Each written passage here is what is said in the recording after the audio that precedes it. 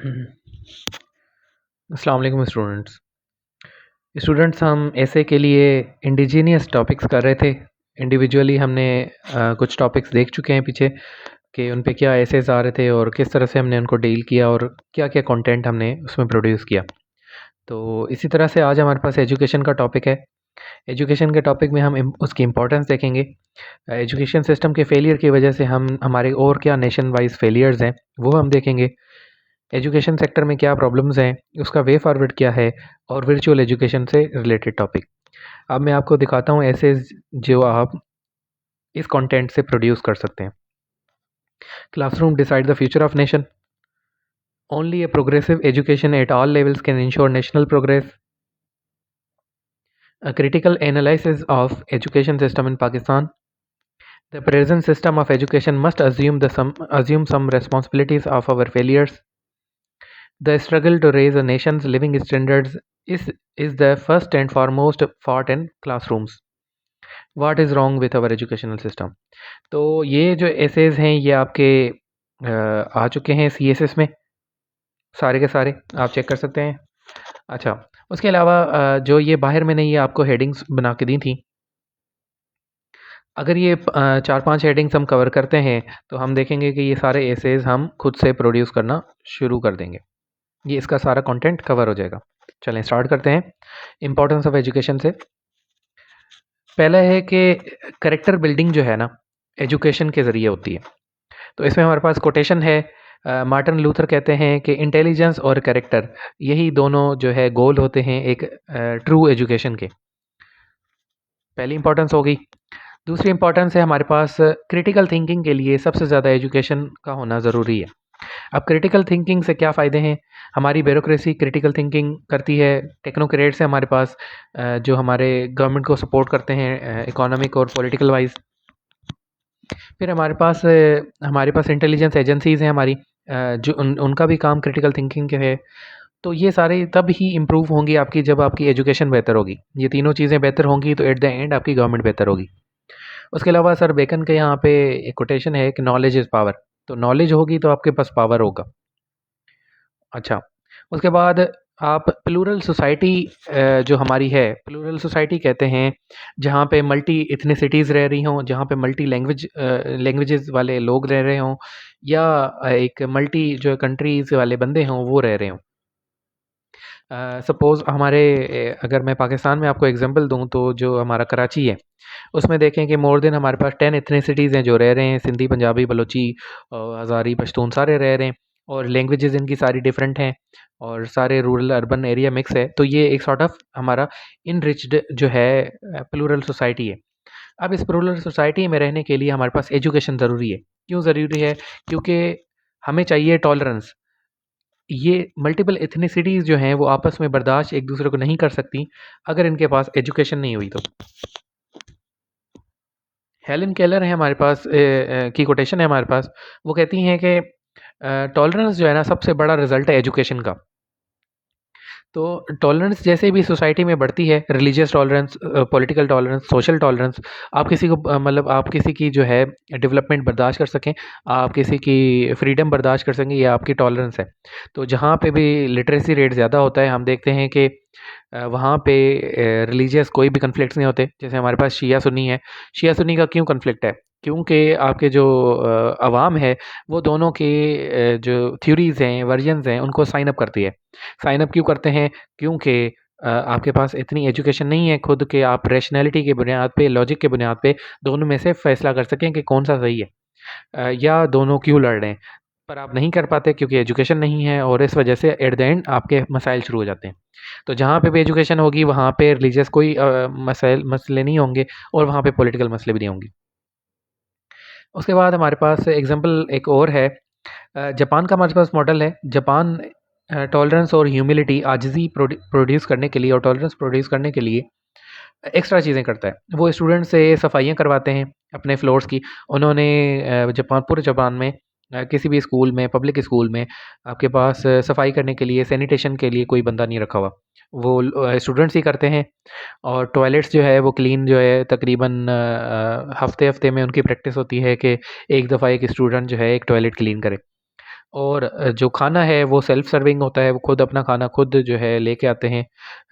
तो ये सारी चीज़ें जो है ना उनमें आजिज़ी प्रोड्यूस करती है, वो कितने भी आगे बड़े बंदे बन जाएँ, तो उनमें खुद काम करने की आदत हो जाती है।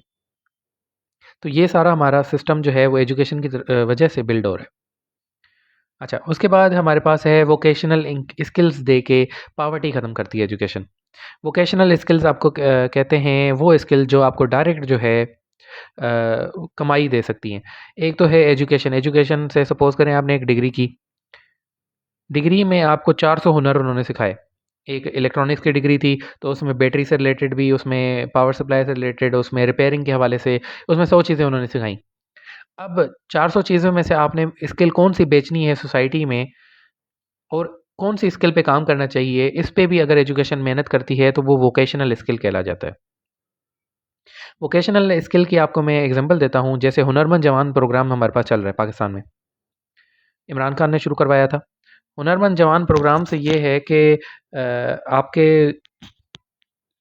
जो है 300 ट्रेनिंग सेंटर्स हैं, जहाँ पे आपको जो स्किल सीखनी है, वो सिर्फ़ स्किल सिखाई जाएगी। ऐसा नहीं होगा कि आपको 4 साल की डिग्री कराई जाएगी कंप्यूटर साइंस में, तभी ही जो आपको वीडियो एडिटिंग आएगी, ऐसा नहीं होगा। आपको डायरेक्ट वीडियो एडिटिंग सिखाई जाएगी, 6 महीने में आपको वीडियो एडिटिंग आ जाएगी, उसके बाद आप अपनी फ्रीलांसिंग के ज़रिए स्किल बेच के इकोनॉमी प्रोड्यूस कर सकते हैं अपनी।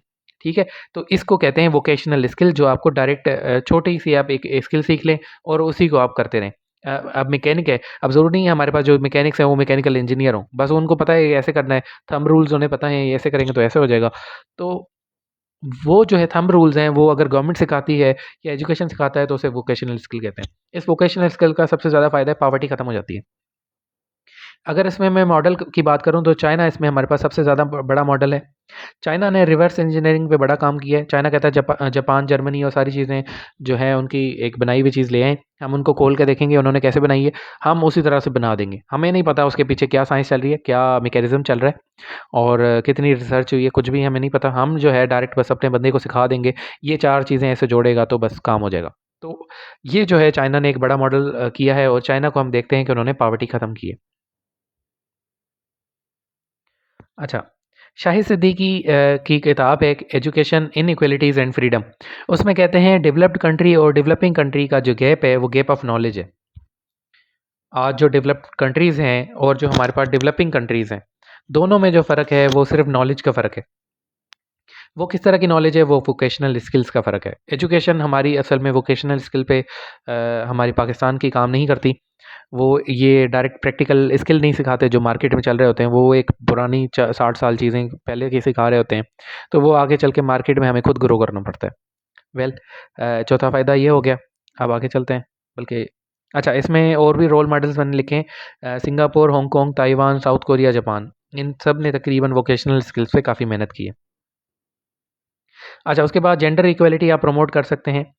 जेंडर इक्वालिटी में सबसे ज़्यादा अगर आप एग्ज़ाम्पल देंगे तो वो आइसलैंड है। आइसलैंड हमारा एक बेहतरीन मॉडल है जिसने जेंडर डिस्क्रिमिनेशन ख़त्म की थी। अपने एजुकेशन सिस्टम में उसने जेंडर डिस्क्रिमिनेशन ख़त्म की है। हम आगे चल के देखते हैं कि वो दुनिया में इस वक़्त फर्स्ट पोज़ीशन पे है। जेंडर डिस्पैरिटी गैप जो है उनका, वो सबसे मिनिमम है दुनिया में, पहले नंबर पे। तो ये कैसे हुआ कि उन्होंने एजुकेशन में डिस्क्रिमिनेशन ख़त्म की। कौन-सी डिस्क्रिमिनेशन थी? स्टेम कहा जाता है एक को, कि साइंस, टेक्नोलॉजी, इंजीनियरिंग, मैथमेटिक्स, ये 4 फ़ील्ड्स जो है मेल डोमिनेटेड हमेशा से समझी आई हैं। जब से जो है ये चीज़ें बनी हैं, तो ये समझा जाता है कि ये सारी चारों चीज़ें जो है सिर्फ़ एक मर्द ही कर सकता है और औरत नहीं कर सकती इसको। वो इसमें जो है महारत नहीं रखती और इस तरह से काफ़ी जो भी जो है डिस्क्रिमिनेशंस थी, वो सारी ख़त्म कर दी इन्होंने। इन्होंने कहा औरत भी ये सारी चीज़ें कर सकती हैं और इन्होंने जो है एजुकेशन प्रोग्राम शुरू करवाए जिनमें कोई डिस्पैरिटी नहीं रखी। ऐसा नहीं रखा कि जो है वो सिर्फ़ जो लड़की है जिस तरह पाकिस्तान में है, वो या तो डॉक्टर बनेगी या तो टीचर बनेगी या नर्स बनेगी, बस इसके अलावा आपके पास या रिसेप्शनिस्ट बन जाएगी। इसके पास कोई शोभा नहीं है। पर इन्होंने कहा हर फ़ील्ड में जो है वुमन आ सकती है। जैसे ही हर फ़ील्ड में वुमन आई तो एट द एंड जो है उन्होंने खुद अपने लिए अपॉर्च्युनिटीज़ क्रिएट की और आगे चल के जेंडर डिस्पैरिटी गैप उनका कम हो गया। अच्छा, नेक्स्ट चलते हैं हम 1.6। छठा हमारा बेनिफिट है कि हमें अपने एज़ अ नेशन हमें अपने एक्सपीरियंस करना ज़रूरी नहीं है, हम दूसरे मुल्कों के एक्सपीरियंस से सीख सकते हैं। ये एजुकेशन का बड़ा फ़ायदा है। विल ड्यूरेंट अपनी किताब में लिखते हैं सॉरी अपने जो है हाँ, किताब में लिखते हैं फॉलन लीव्स में कि एजुकेशन जो है वो हमें इतना ज़्यादा एक्सपीरियंस गेन करवाती है जितना हम as a first person gain नहीं कर सकते। मतलब मैं ज़िंदगी में कितने ही धोखे खाऊँ कि एक एक्सपीरियंस गेन करूँ। इससे अच्छा है मैं दूसरों के एक्सपीरियंसेस को पढूँ और उससे जो है अपना सबक हासिल करूँ। तो वो कहते हैं थ्यूसिडाइड्स आप पढ़ें तो आपको ग्रीस का एक्सपीरियंस मिलता है। डोस्टोव्स्की का पढ़ें तो आपको रशिया का एग्ज़ाम्पल मिलता है। तो आपके ये सोशल पॉलिटिकल एक्सपेरिमेंट्स जितने भी दुनिया में हुए हैं, तो एज़ अ नेशन आप अगर अपने बच्चों को पढ़ाते हैं, तो वो दोबारा इस मिस्टेक को रिपीट नहीं करवाएँगे। जिस तरह मैं आपको एग्ज़ाम्पल दूँ, अगर पाकिस्तान का जब 71 में जो है इनका ईस्ट और वेस्ट पाकिस्तान अलग हो गया, तब अगर ये हमें एजुकेशन सिस्टम में इस टॉपिक को ले आते कि जी हमारा फेलियर था ये साउथ पाकिस्तान का और उसके क्या काज़ेज़ थे कि हम जो है वो दोनों मुल्क जो है साथ में चल नहीं पाए और बांग्लादेश बन गया। अगर ये हमें सारे लेवल्स पे पढ़ाते, तो आज ये होता कि कम से कम हम दूसरी जो इथनिसिटीज़ हैं उनकी केयर कर रहे होते। आज हम हज़ारियों पे इतना ज़ुल्म ना करते, ठीक है? आज हम बलोचियों को इतना अंडरमाइन ना करते और बलूचिस्तान देखें क्लेम कर रहा है कि हमें जो है सेपरेट होना है। आपकी सिंध सिंध की सेपरेटिस्ट मूवमेंट चल रही है। कराची की एक जिना की जिनापुर की अलग से चल रही है। आपकी साउथ पंजाब की अलग से चल रही है कि हमें जो है अलग करें। तो एक ये सेपरेटिस्ट मूवमेंट जितनी भी नज़र आ रही हैं, वो ये हमारी हैं कि हम अपनी हिस्ट्री में नहीं सीखते और हमारी जो एजुकेशन है, वो वीक है। अच्छा, आगे बढ़ते हैं। अच्छा, एजुकेशन से ही डेमोक्रेसी आएगी। अगर एजुकेशन नहीं है, तो डेमोक्रेसी नहीं आएगी। जॉन डेवी जे चोइन जी, जॉन डेवी की किताब है एजुकेशन एंड डेमोक्रेसी। ये फादर ऑफ फिलॉसफी हैं एजुकेशन के। और इन्होंने ये एजुकेशन और एजुकेशन पे बड़ा काम किया है। एजुकेशन के इन्होंने डेमोक्रेसी के साथ एक किताब लिखी है। कहते हैं कि डेमोक्रेसी जो है हर जनरेशन में दोबारा पैदा होती है और एजुकेशन जो है वो सॉरी डेमोक्रेसी जो है वो हर जनरेशन में दोबारा पैदा होती है और जो एजुकेशन है वो डेमोक्रेसी की दाई है। अगर दाई नहीं होगी तो हर दफ़ा हर जनरेशन में डेमोक्रेसी का बच्चा नहीं निकलेगा। तो आपने जो है एजुकेशन को सबसे ज़्यादा स्ट्रॉन्ग करना है, तो ही डेमोक्रेसी आ सकती है। मैं इसका एग्ज़ाम्पल दूँ आपको कि ये बात उन्होंने कैसे की। ये इसलिए की कि अगर आप अपनी सक्सेसिव जो जनरेशन है, आने वाली जनरेशन है, अगर उसमें आपका कल्चर जो नहीं होगा, कौन-सा कल्चर? अकाउंटेबिलिटी का कल्चर, ट्रांसपेरेंसी का कल्चर, सोशल जस्टिस का कल्चर, इक्वालिटी का कल्चर, आपका ह्यूमिलिटी का कल्चर, अगर ये सारे कल्चर होंगे तो हमें डेमोक्रेसी खुद ऊपर आती हुई नज़र आएगी। ऐसा नहीं होगा कि हम कागज़ी चीज़ें कर देंगे और बाद में डेमोक्रेसी आएगी नहीं। तो आप एजुकेशन में मेहनत करें, डेमोक्रेसी खुद ही आ जाएगी। ये सारी चीज़ें प्रोड्यूस करें, आप उनको जस्टिस सिखाएँ तो एट द नेशन लेवल वो आपका जस्टिस आ जाएगा। अ, आप जो है मेरिट सिस्टम इधर एजुकेशन में ले आएँ, ट्रांसपेरेंसी ले आएँ, तो बाकी सारे सिस्टम में भी वो एट द एंड आ जाएगा।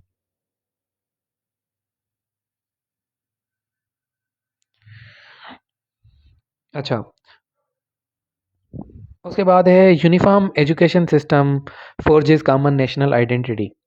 अच्छा, अगर एजुकेशन सिस्टम यूनिफ़ॉर्म है, यूनिफ़ॉर्म से क्या मुराद है? पूरे मुल्क में एक ही एजुकेशन सिस्टम है, एक ही करिकुलम है, कोई आपका जैसे हमारे पाकिस्तान में है कि डिवीज़न हुई हुई है बहुत ज़्यादा, ये ना हो, तो क्या फ़ायदा होगा कि नेशनल आइडेंटिटी बनेगी, कौम की एक आइडेंटिटी बनेगी। यूनिफ़ॉर्म कैसे हो पहले ये समझते हैं। हमारे पास 3 तरह के सिस्टम है, मदरसा, public school system, private school system. अब ये 3 जो हैं एक अलग-अलग नेचर प्रोड्यूस करती हैं बंदों में। मदरसे वाले इन दोनों को करप्ट समझते हैं, पब्लिक वाले जो है वो प्राइवेट को काफ़ी हाई लेवल समझते हैं, वो आते ही नहीं है आगे पब्लिक स्कूल वाले। प्राइवेट वाले आप देखते हैं कि वो एट द एंड आपकी वो पूरी जो मुल्क है वही सँभाल रहे होते हैं। अब प्राइवेट में भी देखें कि लोअर लेवल, मिडल लेवल फिर जो है हाई लेवल एचिसन और जो है लॉरेंस वाला लेवल। तो इन सारों में करिकुलम का डिफ़रेंस है, इन सारों में बच्चों को डील करने का डिफ़रेंस है। तो हम देखते हैं जितना प्राइवेट में जो है महँगा सिस्टम होगा उतनी जो है वो अच्छी एजुकेशन होगी और मदरसे और पब्लिक को इतनी अच्छी होगी एजुकेशन नहीं दी जाएगी। तो एट द एंड क्या होगा कि मदरसे वाले चाहेंगे कि इस्लाम आ जाए मुल्क में, पब्लिक वाले चाहेंगे कि ब्यूरोक्रेसी टाइप आ जाए और आपके प्राइवेट वाले चाहेंगे कि कैपिटलिस्ट से बन के आपका डेमोक्रेसी आ जाए। तो ये तीनों सिस्टम एक दूसरे के एंटी चलेंगे। एंटी चलेंगे इसका मतलब है नेशनल आइडेंटिटी तो आपकी है ही नहीं। आप सारे तो जुड़े ही नहीं हुए। वो जुड़े क्यों नहीं हुए? क्योंकि आपके अलग-अलग सिस्टम में अलग-अलग बंदे प्रोड्यूस हो रहे हैं। तो अगर यूनिफ़ॉर्म एजुकेशन है तो नेशनल आइडेंटिटी बनेगी। इसकी क्या एग्ज़ाम्पल है हमारे पास?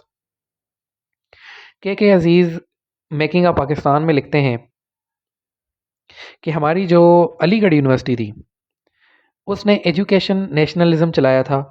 उन्होंने मुसलमानों में एक स्पिरिट भरा था कि आप सारे मुसलमान एक ही हैं और जो है आपने अंग्रेज़ों से और हिंदुओं से एक निजात हासिल करनी है, आपने जो है एक नया मुल्क बनाना है। तो हम देखते हैं कि यूनिफ़ॉर्म एजुकेशन सिस्टम था और यूनिफ़ॉर्म जो है उन्होंने आइडेंटिटी प्रोड्यूस की, जिन्होंने अल्टीमेटली पाकिस्तान को शेप किया। ये के अज़ीज़ लिखते हैं मेकिंग ऑफ पाकिस्तान। ठीक है, आगे चलते हैं। नॉन ट्रेडिशनल सिक्योरिटी थ्रेट्स को ख़त्म करने में एजुकेशन काम आती है। Non traditional security threat, traditional वो जो पुराने अरसे से आपको चलते आ रहे हैं, कन्वेंशनल, ट्रेडिशनल। नॉन ट्रेडिशनल जो आपको अभी पता चले हैं, 20-25 साल हुए हैं, ये इससे पहले दुनिया में एग्जिस्ट नहीं करते थे। जैसे क्लाइमेट चेंज, ये अभी आया है, 20-25 साल हुए हैं, पता चला है कि ये भी कोई खतरा होता है, इससे भी कोई मुल्क को नुकसान होते हैं। उसके बाद आपका टेररिज्म, ये भी अभी की इजाज़ है। आपका जो है और कौन से कोविड-19 या इससे रिलेटेड पोलियो और ये जितनी भी बीमारियाँ हैं, इससे मुल्क को जितने भी खतरे हैं, इनको कहा जाता है नॉन ट्रेडिशनल जो है सिक्योरिटी थ्रेट। इसमें आपके फ्लड भी आ जाते हैं और इसमें आपके ड्राउट भी आ जाते हैं, कहत आ जाते हैं। तो इस तरह से जितनी भी चीज़ें हैं। तो ये कैसे एजुकेशन ख़त्म करती है?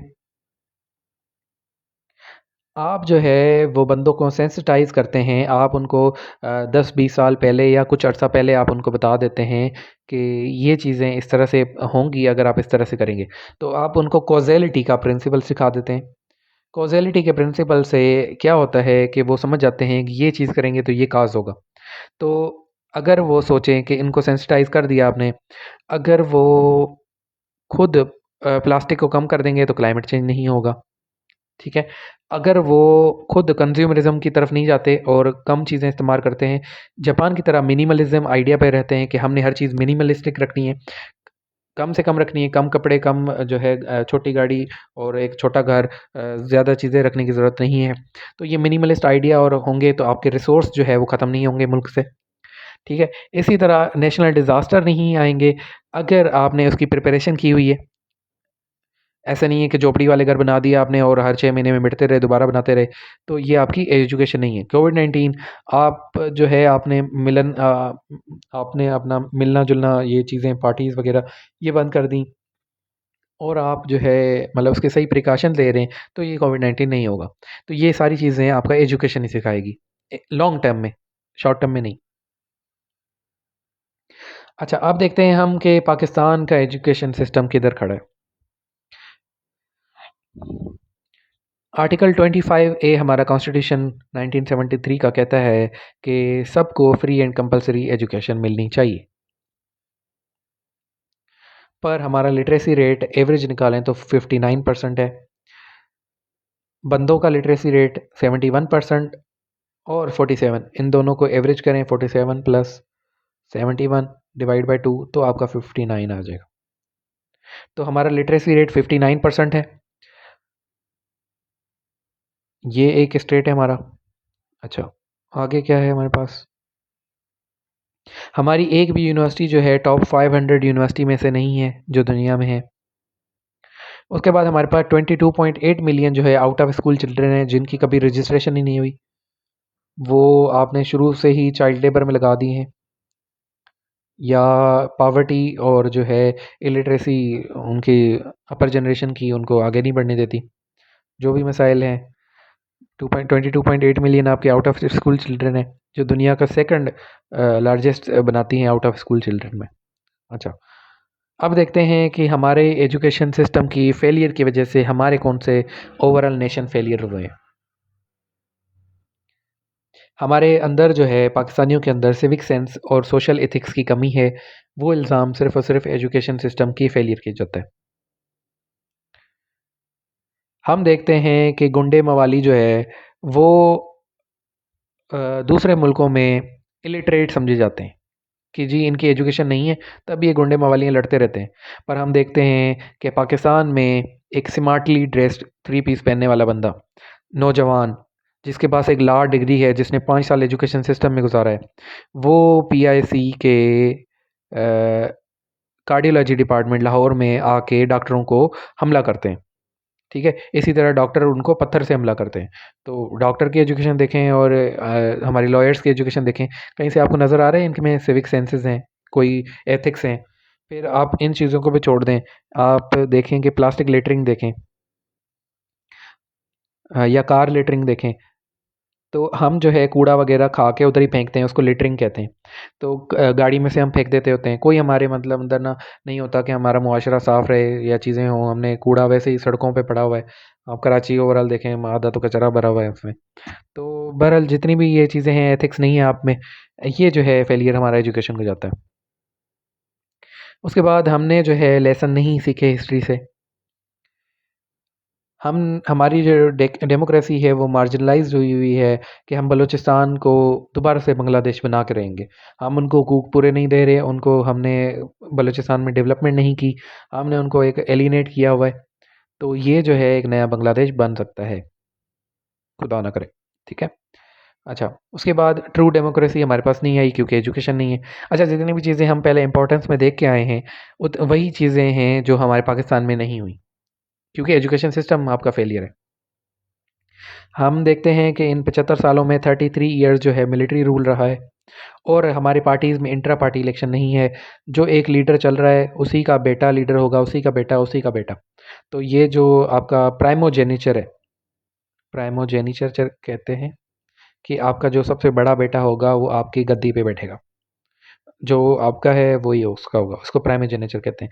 ये तो जी आपके कॉलोनियलिज्म में आपका होता था, डेस्पोट्स का, और जिसने भी आपके क्या कहते हैं, ऑटोक्रेट्स थे। पर ये आपका डेमोक्रेसी में भी चल रहा है कि आपकी पार्टी जो है एक डायनेस्टिक रूल से चल रही है। ओके, उसके बाद हमारा एजुकेशन सिस्टम क्लास सिस्टम को ख़त्म तो नहीं कर रहा, हमारा एक गैप उल्टा प्रोड्यूस कर रहा है। गरीब और अमीर में गैप बढ़ा रहा है, मतलब गरीब को और गरीब कर रहा है, अमीर को और गरीब, अमीर को और अमीर कर रहा है। किस तरह? हमारे पास है मैथ्यू इफेक्ट। मैथ्यू इफेक्ट कहते हैं अमीर और अमीर हो, गरीब और गरीब हो, इसे मैथ्यू इफेक्ट कहते हैं।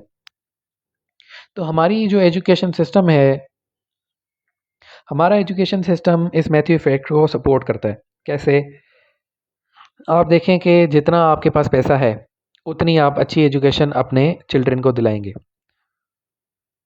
जितनी अच्छी आप चिल्ड्रन को एजुकेशन दिलाएंगे, वो आगे चल के उतने ज़्यादा पैसे प्रोड्यूस करेगा। तो आपका क्या हुआ? पैसे ज़्यादा थे तो ही पैसे ज़्यादा आए। तो ये आपका मैथ्यू इफेक्ट बनता है। आप अमीरों के बच्चे देखें, वो लॉरेंस एचिसन में पढ़ रहे हैं, और एट द एंड उन्होंने ही मुल्क चलाना है, उन्हीं के पास पैसा होना है। तो पैसा ही पैसे को बना रहा है। समझ आ रही है आपको? ऐसा नहीं हो रहा कि गरीब के बच्चे को जो है ना, वो आपने एक मौका दिया, अपॉर्चुनिटी दी है कि वो भी सिस्टम को ग्रो करके एक दिन जो है आपका प्राइम मिनिस्टर, प्रेसिडेंट बन सके, या एक अच्छी पोजीशन सोसाइटी में रख सके। पर आपके पास क्वालिटी ऑफ एजुकेशन पूरी की पूरी डिपेंड करती है आपके पैसों पे। ओके, उसके बाद है इंस्टीट्यूशन इम्बैलेंस। हमारे जितने मुल्क में इंस्टीट्यूशंस हैं वो इम्बैलेंस्ड हैं। कैसे इम्बैलेंस्ड हैं? आपकी जो ब्यूरोक्रेसी है वो पॉलिटिसाइज्ड है। आपके जो जुडिशरी है वो जुडिशल एक्टिविज्म के ज़रिए वो अपनी पावर्स बढ़ाते रहते हैं। कभी लेजिस्लेशन को की तरफ चले जाते हैं, कभी नया कानून खुद बना रहे होते हैं, कभी सुओ मोटो ले रहे हैं। तो ये चीज़ें जो है उनकी जुडिशल एक्टिविज्म। और आपका जो है, और किसको कर सकते हैं यहाँ पे? चलें इतना ही काफ़ी फ़िलहाल। ठीक है? तो आपके जो ये इंस्टीट्यूशनल इम्बैलेंस है कि, हाँ, एक और एग्ज़ाम्पल देना चाहूँगा। ब्यूरोक्रेसी है, आपका पुलिस में एक बंदा लगा है एसपी, सीएसएस के ज़रिए। अब उसका काम है सिर्फ़ पुलिस डिपार्टमेंट को देखे, उसके जितने मसले हैं उन्हीं को सोल्व करे। पर हम देखते हैं पुलिस वाले क्या करते हैं, आपके शहर में कोई जो है इलीगल आपकी जगह होगी, उसके साथ आपको कोई पंगा है, आप उधर आके उसको डराना धमकाना शुरू कर देंगे, आपकी इलीगल जगह है। भैया आपका क्या बनता है कि आप उसको, ये लैंड रेवेन्यू वाले करेंगे, आपका क्या जाए इससे? ठीक है? हम देखते हैं कि वो क्या करते हैं, अगर कोई दुकान वाला चीज़ सही नहीं बेच रहा तो उस पे भी जो है वो कर रहे होते हैं। तो मतलब आपका जो एक जूरिस्प्रूडेंस है, आपकी जो हद है मुकर्रर की गई है गवर्नमेंट से, आप वो काम करें। आप बाकी को छोड़ दें कि जो भी सिस्टम चल रहे हैं, आप सिर्फ पुलिस सिस्टम को फ़ोकस रखें। तो हमारा इदारा क्या होता है कि अपने पावर सारे लूट के दूसरे इदारे की भी पावर ले जाएँ। तो लैंड रेवेन्यू की पावर पुलिस भी लेता रहता है, और जो है आपका ये असिस्टेंट कमिश्नर और ये भी चीज़ें होती रहती हैं। ये इंस्टीट्यूशनल इम्बैलेंस क्यों है? ये है सिर्फ़ और सिर्फ़ एजुकेशन का फेलियर। डैरेन अकेमुगलू अपने बुक में कहते हैं वाई नेशन फेल्स में कि इलिटरेट जो पर्सन्स होते हैं वो इंस्टीट्यूशन को अकाउंटेबल नहीं कर पाते। उनको जब भी अपने बॉस एम्प्लॉय को कहता है कि आपने ये करना है, तो एम्प्लॉय कभी भी ये नहीं सोचता कि ये इलीगल है। मतलब सपोज़ करें एएसपी ने कहा उसकी जाके दुकान बंद करवा दो, तो जो नीचे बंदे थे, एसएचओ था या कोई भी था, उसको सोचना चाहिए यार हम उसकी दुकान क्यों बंद कराएँ, वो क्या उसके मयर्स हैं, कोई अलग गलत चीज़ तो है नहीं। तो होना क्या चाहिए, अगर एसएचओ अपनी एजुकेशन के दम पे आया है और उसमें इतना सेंस है, तो वो कहेगा कि सर माज़रत, पर वो तो अपनी सारी चीज़ें ठीक कर रहा है। अगर आपको लैंड रेवेन्यू से मसला है, तो आप कंप्लेन करें, डायरेक्ट जो है लैंड रेवेन्यू वाले से बात करें, लैंड वाले जो है अपने बंदे भेजेंगे। हम अपने बंदे क्यों भेजें पुलिस वाले? अगर यहाँ पे इमरजेंसी हो गई और चीज़ें हो गई तो हमारे पास बंदे कम हो जाएँगे। तो आप जो है अगर एम्प्लॉइज़ होंगे तो आपके ऊपर जो है वो अकाउंटेबिलिटी करते रहेंगे। पर हम क्या कहते हैं, देखते हैं कि वो मतलब खुद तो अकाउंटेबिलिटी नहीं करते, वो किसी को करने भी नहीं देते। ठीक है? इंस्टीट्यूशनल अकाउंटेबिलिटी नहीं होती तो क्या होता है कि ये इदारा सेल्फ सर्विंग बन जाता है। जिसे मर्ज़ी चाहे सर्व करे, गवर्नमेंट को सर्व नहीं करता ये बहरहाल। ठीक है? ये अपने आप को सर्व करता है। एएसपी ने जैसे समझा, वो अपने हिसाब से मर्ज़ी से करेगा। वो ये नहीं है कि वो अब पुलिस को सर्व नहीं कर रहा, वो अपने आप को सर्व कर रहा है। ठीक है? ये इम्बैलेंस्ड है। उम्मीद है मैं समझा पाया हूँगा। आगे चलते हैं। ह्यूमन रिसोर्स डेवलपमेंट आप प्रोड्यूस नहीं कर पाते। ह्यूमन रिसोर्स डेवलपमेंट किसे कहते हैं?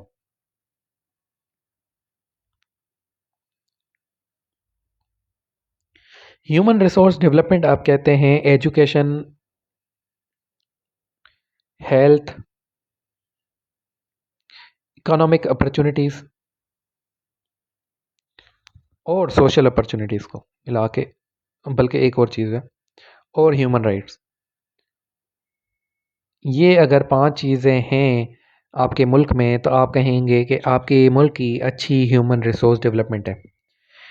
अमेरिका में देखें, एजुकेशन बेहतरीन, हेल्थ बेहतरीन, ह्यूमन राइट्स बेहतरीन, सोशल अपॉर्चुनिटीज़ बहुत ज़्यादा।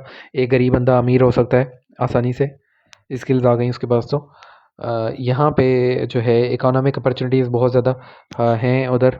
हमारे पास इकोनॉमिक अपॉर्चुनिटीज़ बिल्कुल भी नहीं है। तो ये सारी चीज़ें एजुकेशन ने प्रोड्यूस करनी होती है। एजुकेशन आपकी अच्छी होगी तभी इकोनॉमिक अपॉर्चुनिटीज़ आएँगी। ठीक है? और एजुकेशन अच्छी होगी तभी जो है आपकी आप मतलब आपकी जो लेबर होगी उसकी वैल्यू ज़्यादा होगी।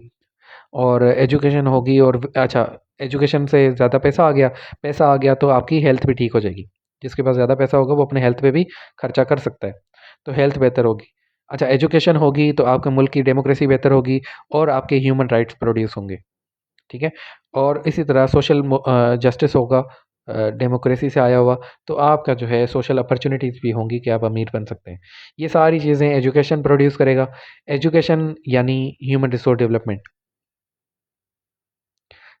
डन है, मैंने उम्मीद है प्रूव कर दिया है। अच्छा, अब अगर कि सोचें कि हमारी फेलियर क्या है, कि हमारी चीपेस्ट लेबर है दुनिया में, वन ऑफ द चीपेस्ट है। साउथ एशिया में पहले नंबर पे चीपेस्ट है, फर्स्ट है हम। सस्ती से सस्ती लेबर है हमारी। उनको कुछ भी नहीं आता, नल्ले नकारे हैं। कोई उनकी एजुकेशन नहीं है, कोई स्किल नहीं आता, बस उनको बता दें आप ऐसे करना है, ऐसे करना है, वो बस करते रहेंगे। ठीक है? हाथ हिलाते जुलाते रहेंगे। और एक एज़ अ जो है वो बस एक, आप समझ लें चौकीदार हैं, या मतलब इस तरह से बंदे हैं बस जिनके पास पावर है, बस वो एक काम करते रहेंगे आपका, गुलामी की तरह। ठीक है? तो हमारा ह्यूमन रिसोर्स डेवलपमेंट अच्छा नहीं है, क्योंकि हमारे पास एजुकेशन नहीं है। इसमें आप हेल्थ डाल सकते हैं, हेल्थ हमारे इंडिकेटर्स आप देख लें 1-2, और बिल्कुल भी अच्छे नहीं हैं वो, और इस तरह से और चीज़ें। अच्छा, अब हम देखते हैं कि ये सारे जितने भी फेलियर्स थे हमारे सिस्टम में, क्या ऐसी प्रॉब्लम्स हैं एजुकेशन की कि उनको पहले सॉल्व करें, तभी जाके हमारा एजुकेशन सिस्टम बेहतर हो सकता है। हमारा एजुकेशन सिस्टम आपको कन्फर्मिटी को रिवार्ड करता है और डिबेट्स को डिस्करेज करता है। और ठीक है, किस तरह? एक स्टूडेंट है, अगर टीचर ने एक बात बताई, टीचर ने कहा दुनिया फ्लैट है, टीचर का ध्यान कहीं और था और वो जो है शायद उस टाइम पे मोमेंटरली उसने कह दिया। अब बच्चे ने फ़ौरन से काउंटर किया कि सर दुनिया गोल है। ठीक है, तो अब क्या होगा कि टीचर, हमारे पाकिस्तान में क्या हो रहा है कि टीचर अपनी बात पे अड़ जाता है कि मेरे मुंह से अगर निकल ही गई है बात तो ये सही है।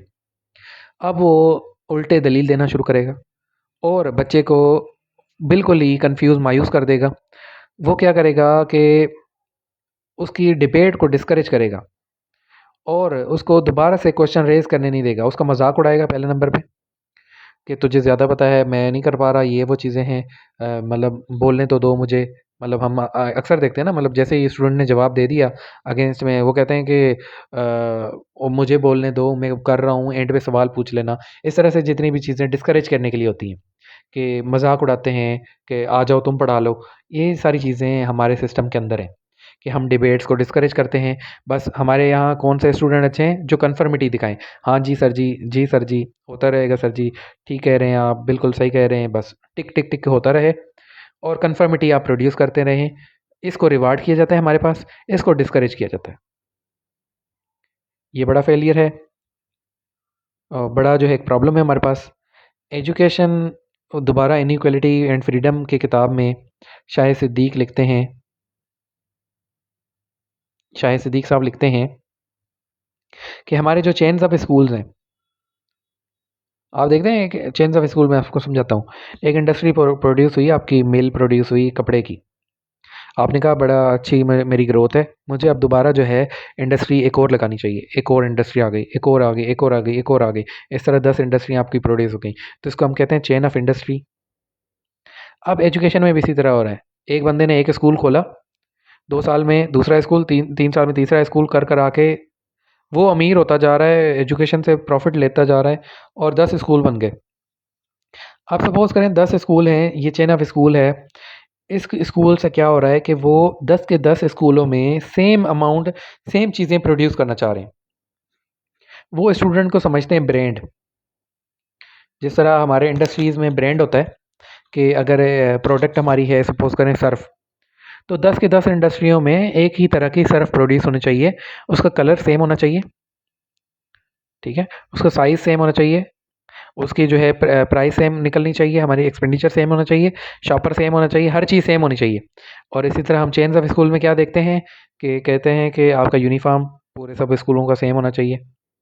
फिर आपके नोटबुक सेम होनी चाहिए, हमसे ही परिचय परचेज़ करनी है आपने, ठीक है। उसके बाद आपने ज्योमेट्री ये वाली रखनी है, असाइनमेंट्स ये वाली रखनी है, आपने मतलब ना डिबेट्स ये वाली करनी है, टॉपिक ये वाले डिस्कस करने हैं। ये सारी चीज़ें वो एक क्या कर रहे हैं, एक स्टूडेंट को प्रोग्रामिंग की तरह चला रहे हैं। वो एक ब्रांड प्रोड्यूस करना चाह रहे हैं। वो चाह रहे हैं कि अगर एचीसन से बंदा निकला ही है तो ऐसा हो कि सारे एचीसन वाले सेम हो। कंफर्मिटी को रिवार्ड कर रहे हैं। फिर से वही बात आ गई कि आप कह रहे हैं बस एक ही तरह के हों, हमारे उसूल प्रोड्यूस करें। वो ये नहीं समझते कि हर इंसान के अपने स्किल्स हैं और वो डिफरेंट डिफरेंट जो है ग्रोथ कर सकते हैं। तो इस तरह से ये जो है हमारे स्कूल्स हैं, ये कन्फर्मिटी को रिवार्ड करते हैं और ये डिस्करेज करते हैं डिबेट्स को, क्योंकि इन्होंने सेम ब्रांड प्रोड्यूस करना है। ये नहीं चाहते कि हमारा जो बंदा है वो अगेंस्ट सोचे, दूसरा कुछ सोचे। हमारे सारे बंदे एक ही तरह का सोच रखें, सारे बंदे एक ही तरह की जो है वो आगे चल के स्किल्स हों उनके पास, बस वो ये चाहते हैं। अच्छा, हमारे पास आउटडेटेड इनकॉम्प्रिहेंसिव रेट्रोग्रेसिव करिकुलम है।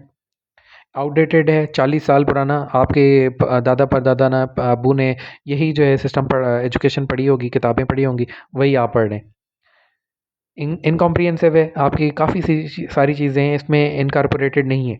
आपके कंप्यूटर के स्किल नहीं है, आपकी फ़िज़िकल एजुकेशन नहीं है, आपकी जो है मोरल अपब्रिंगिंग नहीं है, काफ़ी चीज़ें इसमें मिसिंग है, इनकॉम्प्रिहेंसिव नहीं है। उसके बाद रेट्रोग्रेसिव है। रेट्रोग्रेसिव कहते हैं आहिस्ता-आहिस्ता क्वालिटी ऑफ एजुकेशन डिक्रीज़ होती जाए। हम देखते हैं टीचर पुराने होते जा रहे हैं, नए टीचर भर्ती नहीं हो रहे, काफ़ी उस तरह से मसाइल शुरू हो रहे हैं या पुराने ख़यालात बहुत ज़्यादा हैं, तो हमारा एजुकेशन की क्वालिटी कम होती जा रही है। उसके बाद फ़ोकस नहीं है हमारा वोकेशनल स्किल्स पे। नेट नोडिंग्स की यहाँ पे कोटेशन है। नेट नोडिंग्स कहते हैं कि हम अलजेब्रा सारे बच्चों को सिखाते हैं जितने भी स्टूडेंट्स हैं। पर जबकि ज़िंदगी में आगे चल के अलजेब्रा आपकी 5% बंदे होंगे जो अलजेब्रा को काम में लाते होंगे। बाकी 95% ऐसे बंदे हैं जो अलजेब्रा पढ़ के पूरी ज़िंदगी कभी यूटिलाइज़ नहीं करते, ना उनके ज़िंदगी में काम आती है। उनको चाहिए पैसा, बस अलजेब्रा उन्होंने क्या करनी है। तो हम क्या करते हैं, अलजेब्रा सबको पढ़ाते हैं, पर हमारी पेरेंटिंग स्किल्स जो हैं, ये हम किसी को भी नहीं पढ़ाते, जबकि हमारे सारी अवाम ने एक दिन पेरेंट्स बनना है। तो हमारे एजुकेशन सिस्टम में फेलियर देख रहे हैं आप कि पेरेंट्स सबने बनना है, पेरेंटिंग नहीं सिखा रहे। सब्जेक्ट रखना चाहिए इनको, और अलजेब्रा सबको पढ़ा रहे हैं, जबकि अलजेब्रा किसी के काम की नहीं है। तो ये बड़ी अच्छी बात जो है हाईलाइट की है नेट नोडिंग्स ने। ये यही कहना चाहते हैं कि हमारे पास जो है ना, वो एक स्किल्स नहीं है डायरेक्ट। आप उनको फालतू चीज़ें अलजेब्रा की तरह की 100 चीज़ें पढ़ा दें, एट द एंड जो उनके काम आनी है वो चीज़ नहीं पढ़ा रहे आप। अच्छा, उसके बाद जो आप स्टूडेंट को सब्जेक्ट्स पढ़ा रहे हैं वो अपने शौक से नहीं पढ़ा रहे, स्टूडेंट का शौक नहीं है, आप उनको ज़बरदस्ती थोप रहे हैं। तो हमारे पास मल्टी इंटेलिजेंस थ्योरी को रिजेक्ट कर रहे हैं। मल्टी इंटेलिजेंस थ्योरी ये कहती है कि एक बंदे को गिटार पसंद है, शायद वो अच्छा गिटार प्लेयर बन जाए। एक बंदे जो है स्विमर है, शायद वो आगे चल के स्विमिंग के ज़रिए कुछ कर ले। एक बंदा क्रिकेट खेल सकता है। पर हमारी एजुकेशन क्या कहती है, नहीं जी, सबको मैथ आनी चाहिए, सबको साइंस आनी चाहिए, सबको फिजिक्स आनी चाहिए। तो हमारे पास मल्टी इंटेलिजेंस की, यार इंटेलिजेंस की काफ़ी सारी फॉर्म्स हो सकती हैं। हो सकता है कि अलग अलग जगह पे उनकी इंटेलिजेंस हो, पर नहीं, हमारे पास ये आइडिया रिजेक्ट किया जाता है। हमारे यहाँ कहा जाता है हमारे एजुकेशन सिस्टम में, नहीं, सब ने यही सब्जेक्ट जो है वो पढ़ने हैं, भले उनको अच्छे लगते हों या ना लगते हों। ऑप्शनल सब्जेक्ट्स ही नहीं है हमारे पास, सिर्फ कंपलसरी सब्जेक्ट्स हैं। आप इंटर तक एजुकेशन देखें, कोई जो है नहीं है आपके। एक दो सब्जेक्ट आखिर में अब फर्स्ट ईयर इंटर में आ गए हैं, पर वो भी क्या चॉइसेस हैं, pre engineering, pre medical, again ज़बरदस्ती, आपके पास वाइड चॉइस नहीं है। अच्छा, एल्बर्ट आइंस्टाइन कहते हैं कि अगर आप एक मछली को जज करेंगे कि वो कितना अच्छा दौड़ सकती है, एक मछली को आप जज करेंगे वो कितना अच्छा दौड़ सकती है या कितना अच्छा एक ट्री पे क्लाइम कर सकती है, तो क्या होगा कि ना वो मछली कभी उस पेड़ पे चढ़ पाएगी और कभी भी अपने आप को अच्छा नहीं समझेगी। वो कहेगी कि मैं शायद दुनिया की स्टूपिड तरीन चीज़ हूँ, कि मुझे एक मुआशरा कह रहा है कि मैं इस पेड़ पे चढ़ जाऊँ और मुझसे इतना भी नहीं हो रहा। तो जी, आप मछली हो, आपको इसलिए दुनिया में नहीं लाया गया, आपको खुदा ने किसी और काम के लिए बनाया है। आपके मल्टी इंटेलिजेंस थ्योरी के मुताबिक आपकी इंटेलिजेंस, आपके स्किल्स कहीं और हैं। पर हमारी एजुकेशन सिस्टम क्या कहता है, नहीं, आपने ही जो है सारे सब्जेक्ट्स पढ़ने हैं, भले आपको आगे चल के पियानो प्लेयर बनना हो। तो हम फिश को एक जो है पेड़ चढ़ना सिखा रहे हैं, हमारा एजुकेशन सिस्टम। ओके, उसके बाद हमारी जो एजुकेशन है वो गवर्नमेंट की प्रायोरिटी नहीं है। आपकी प्रायोरिटी साबित होती है कि आप उस पे कितना पैसा लगा रहे हैं। 2% से भी कम जी हमारा एजुकेशन का जीडीपी एजुकेशन जीडीपी रेशो है हमारा। बिल्कुल, हम बिल्कुल भी, गवर्नमेंट हमारी पैसा नहीं लगाती एजुकेशन पे। यही आप इंडिया का निकालें, मोर देन 10% मिलेगा। यूएस से निकालें, मोर देन 10% निकलेगा। तो जितने भी आपके डेवलपिंग या डेवलप्ड कंट्रीज़ हैं उनकी ज़्यादा प्रायोरिटी है कि वो एजुकेशन पे पैसा लगाते हैं, पर हम नहीं लगा रहे। ये एक मसला है। सिंगापुर जो है, प्रायोरिटी मैं आपको एग्जांपल दे रहा हूँ मॉडल के तौर पे। सिंगापुर हमसे 1000 गुना छोटी लैंड है, मतलब पाकिस्तान ये है, तो एक पाकिस्तान में 1000 सिंगापुर्स आ रहे हैं। अब जो वो एक सिंगापुर है उसमें 5 गुना ज़्यादा यूनिवर्सिटियां हैं पाकिस्तान से। तो आप मल्टीप्लाई करें कि हमारे पास कितनी ज़्यादा कम यूनिवर्सिटीज़ हैं, हमारे पास एजुकेशन है ही नहीं। हमने प्रायोरिटी नहीं रखी हुई। चंद शहरों में, आपके हर सूबे में दो दो जगह पे यूनिवर्सिटी है, पूरे बच्चे ज़लील ख्वार होते रहते हैं, अपने घरों से दूर, अपनी चीज़ों से दूर, 100 चीज़ों का शिकार होते हैं। पूरा जो है वो पंजाब आधा छोड़ के उनको लाहौर या मुल्तान जाना पड़ता है। इन 2 जगहों के अलावा कोई यूनिवर्सिटी नहीं है। इसी तरह सिंध में हैदराबाद, कराची के अलावा यूनिवर्सिटियाँ इतनी नहीं हैं। तो लोग उधर क्यों जाएँ? आप उनके नियर बाय यूनिवर्सिटीज़ प्रोड्यूस करें।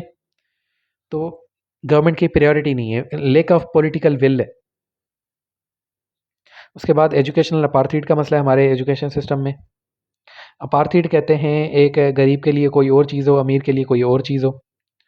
क्या आपका किसी भी बेस पे आपकी डिवीज़न हुई हो, उसे अपार्थाइड कहते हैं। तो ये अपार्थाइड साउथ अफ्रीका में था। कालों के लिए कोई और सिस्टम था, गोरों के लिए कोई और सिस्टम था।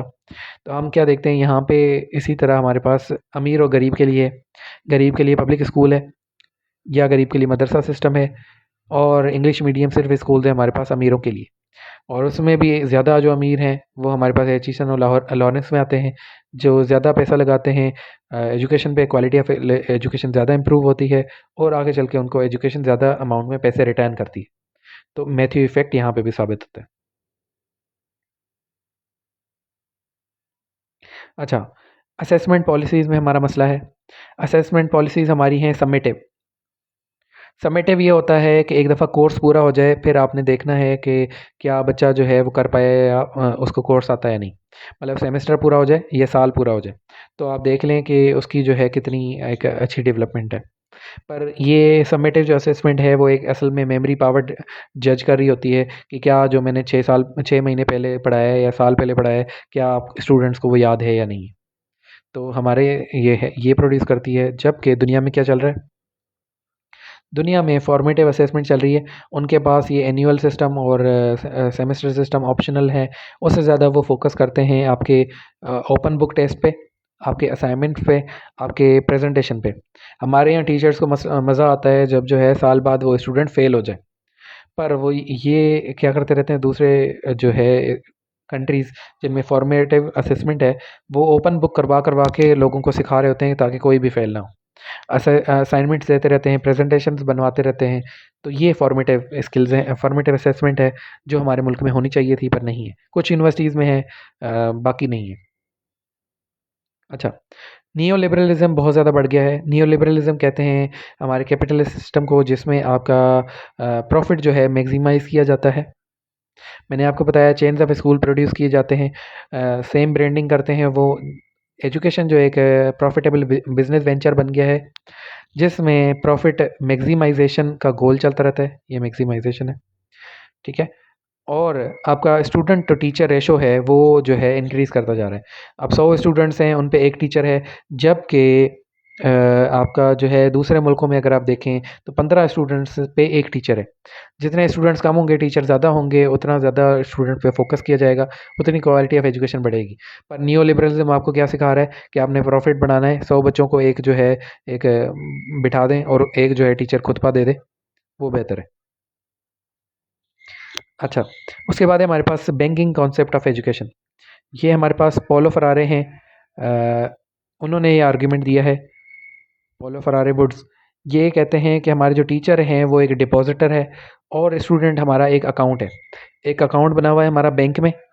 अब टीचर जो है वो जो डालेगा वो एक स्टूडेंट रखता जाएगा। ऐसा नहीं होगा कि स्टूडेंट खुद से कुछ कर ले, मतलब क्या कर ले कि कोई रिसर्च कर ले, डिबेट के ज़रिए अपनी चीज़ें बढ़ा ले, या जो है आपका कहीं और से चीज़ें सीख ले, स्किल डेवलपमेंट हो जाए।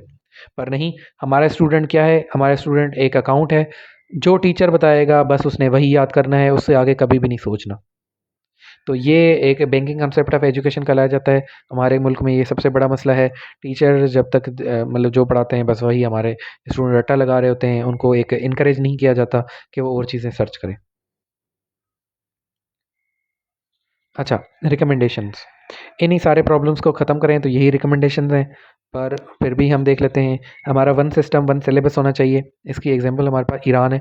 ईरान में अमीर गरीब हर किसी बंदे के लिए एक ही एजुकेशन सिस्टम है। दूसरा है कि प्राइमरी एजुकेशन को सबसे ज़्यादा इंपॉर्टेंस देनी चाहिए। हायर एजुकेशन भी ज़रूरी है, मिडिल एजुकेशन ज़रूरी है, पर प्राइमरी में बेस रखा जाता है बच्चे का। तो प्राइमरी में अगर फोकस करेंगे तो ही आप आगे जो है वो लोग खुद ही फोकस करवाएंगे। जापान और फिनलैंड ने जो है प्राइमरी एजुकेशन पे बहुत ज़्यादा काम किया है। अच्छा, एजुकेशन से लोकल नीड पूरी करें आप अपनी, जितनी मुल्क की आपकी अपनी नीड्स हैं। आप ओवरऑल जो है दुनिया के ट्रेंड को फॉलो ना करें, एजुकेशन से वही काम लें जो आपको चाहिए। बर्टन रसल कहते हैं कि एजुकेशन जो है वो एक मीन्स टू एन एंड है, पर खुद एक सेल्फ एंड नहीं है।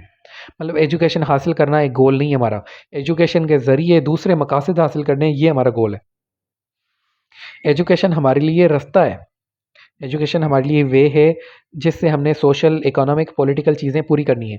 एजुकेशन खुद एक गोल नहीं है ज़िंदगी का हमारा, ठीक है? तो एजुकेशन से आपने क्या करना है, आपने जो है डिग्री जो प्रोग्राम्स आपके मुल्क में करवाए जा रहे हैं, वो आपका अगर एनर्जी सेक्टर का मसला है तो सबसे ज़्यादा आप एनर्जी के प्रोग्राम्स करवाएं। आप जो है आप एनर्जी सेक्टर में ज़्यादा रिसर्च करवाएं इंजीनियरिंग में, ताकि आपके आगे चल के एनर्जी के मसले कम हो। ऐसा नहीं है आपके एनर्जी मसाइल हैं, आप डॉक्टर सबसे ज़्यादा प्रोड्यूस कर रहे हैं, आप सिविल सबसे ज़्यादा प्रोड्यूस कर रहे हैं। तो कैलकुलेटेड अप्रोच हो डिग्रीज़ की, ये आपके मुल्क को फ़ायदा देगी। Constructive paradigm model of learning, तो ये एक मॉडल है लर्निंग का जिसमें डिबेट होती है, जो आपको मैंने बताया कि आपके डिबेट डिस्कशन को आपने इनकरेज करना है। डिस्कशन को, एक्टिव पार्टिसिपेशन, स्टूडेंट क्लास में जो है वो पार्टिसिपेट करता रहे। तो ये एक नॉलेज जो है कंस्ट्रक्ट होती है क्लासरूम में। कंस्ट्रक्शन ऑफ नॉलेज कैसे कहते हैं? कंस्ट्रक्शन ऐसे कहते हैं कि स्टूडेंट भी टीचर को सिखाए कि सर जी मैं ये चीज़ नेट पे देखी थी, ये तो चीज़ इस तरह से भी होती है, आपने इस तरह से बताई थी। टीचर की ग्रूमिंग हो, टीचर कहे हाँ जी वाक़ई सही कह रहे हैं आप, ये मैंने भी देखा है, ये होता है। तो कंस्ट्रक्शन ऑफ नॉलेज की, ऐसा नहीं हो कि बस टीचर जो बता रहा है बस वही डिपॉज़िट होता रहे और बैंकिंग कांसेप्ट चलता रहे, ऐसा नहीं होना चाहिए। तो हमारे पास एंजेला मार्केल हैं जिन्होंने जर्मनी में ये अप्रोच अपनाई थी, higher order thinking skills approach, जिसको हॉट्स अप्रोच कहते हैं। इस अप्रोच के तहत आप ज़्यादा से ज़्यादा स्टूडेंट्स को डिस्करेज करना डिबेट डिस्कशन करना सिखाते हैं, उनकी पार्टिसिपेशन पे ज़्यादा जोर देते हैं। टीचर के रोल को 5% किया जाता है और स्टूडेंट्स के रोल को 95% किया जाता है, ताकि स्टूडेंट खुद से ग्रो करें। तो ये हमारे 4 थे। बाकी जो हैं आपके जितने प्रॉब्लम्स थे उसको आप रिवर्ट करें तो वही आपके वे फॉरवर्ड बन जाएगा। कंक्लूजन में हमारे पास एक कोटेशन है कि मेलकम एक्स कहते हैं एजुकेशन जो है हमारे लिए फ्यूचर का पासपोर्ट है। एजुकेशन हमारे पास फ्यूचर का पासपोर्ट है, क्योंकि कल का दिन उनके लिए ही बेहतर है जो उसके लिए आज तैयारी कर रहे हैं। तो एजुकेशन से आप आज की तैयारी करें, कल बेहतर हो जाएगा। तो यहाँ पे हमारा ये लेक्चर ये कंप्लीट नहीं होता। हम जो है हम आगे वर्चुअल एजुकेशन भी देखेंगे, उसके मसाइल, उसके फैक्टर्स, उसकी जो है अपॉर्चुनिटीज़ हमारे मुल्क में, उसके मसाइल वगैरह वो देखते हैं हम।